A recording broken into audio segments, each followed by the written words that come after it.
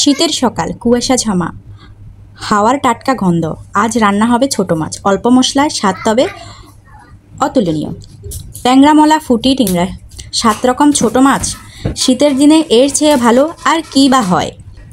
মাছগুলো টাটকা, পানির ফোঁটায় এখনও ঝিলিক দেয়।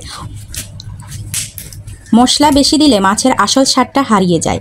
সাধারণ পাক শাক, তাই আমি সাধারণটাই চাই। আসসালামু আলাইকুম, সাধারণ পাক শাক চ্যানেলে সকলকে স্বাগত। তো দেখি বুঝতে পারছেন আজ কী নিয়ে এসেছি। এখানে কয়েক রকমের মাছ নিয়েছি। শীতকালে যেহেতু শীতের সিজন শুরু হয়েছে, আমাদের এইসব তরকারিগুলো দিয়ে ভাত খেতে ভীষণ মজা লাগে। তো ওইরকম একটা ঝটপট গ্রামীণ স্টাইলের রান্না নিয়ে এসেছি। তো মাছগুলো আমি ভালো করে লবণ দিয়ে একটু মেখে ধুয়ে নিয়েছি।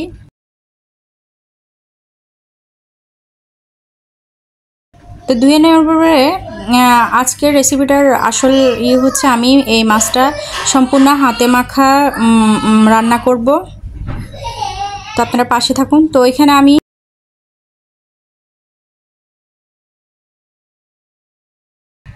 হলুদ, মরিচ, লবণ, হালকা একটু জিরা গুঁড়া দিয়েছি। আর ভালো বেশ কিছু আমি পেঁয়াজ কুচি দিয়েছি আর অনেকখানি সরিষার তেল দিয়েছি।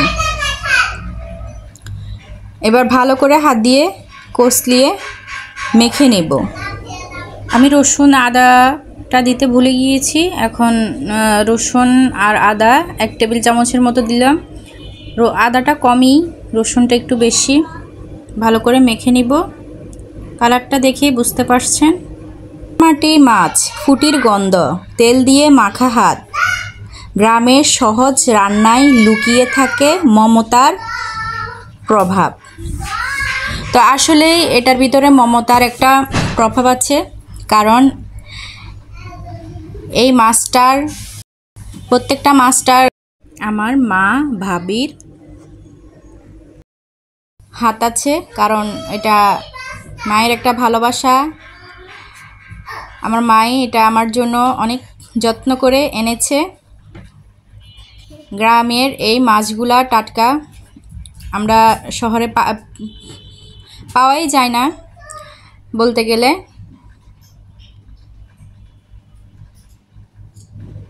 তো এটা মায়ের অন্যরকম একটা ভালোবাসা। এরকম ভালোবাসা সবসময় অটুট থাকুক, দোয়া করি। তো এই যে এই পর্যায়ে আমি মেখে হালকা একটু পানি দিয়ে বসিয়ে দিয়েছি। অল্প সময় অল্প মশলায় একটা গ্রামের রেসিপি। শহরে হোটেল করুক চেষ্টা, পাবে না এই টেস্ট। এইসব রান্না আমরা গ্রামেই বেশিরভাগ দেখে থাকি। আসলে শহরে বা হোটেলে যত রকম করে রান্না করো, গ্রামের স্টাইল বা স্বাদটা পাওয়া যায় না। গরম ভাতের পাশে রাখলাম মোলা, ফুটি আর ট্যাংরা মাছ 1 কোনা। খেলে বোঝা যায় গ্রামের স্বাদ কতটা বাজ। জীবন বড় নয়, স্বাদটাই বড়, এই আমার বাক্য। সাধারণ পাক শাক,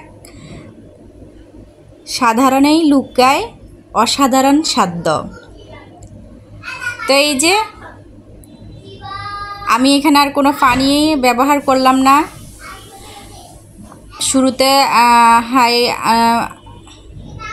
আগুনে রান্না করে পরে একটু লো করে দিয়েছি। ধনিয়া পাতা দিয়ে জাস্ট নেমিয়ে নিয়েছি। দেখতে পাচ্ছেন কালারটা কতটা ভালো আসছে।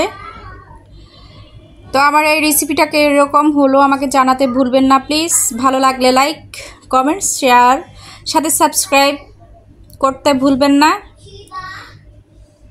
নতুন স্বাদ, গ্রামের পদ ছাড়ব না। এইভাবে সাধারণ জিনিস দেখিয়ে যাব। তো পাশে থাকবেন, আমিও পাশে আছি। অবশ্যই জানাবেন কীরকম হলো আমার এই গ্রামীণ হাতে মাখা মাছ রান্নার রেসিপিটা। তা আজ এই পর্যন্ত। আপনারা সবাই ভালো থাকবেন। আল্লাহ হাফেজ।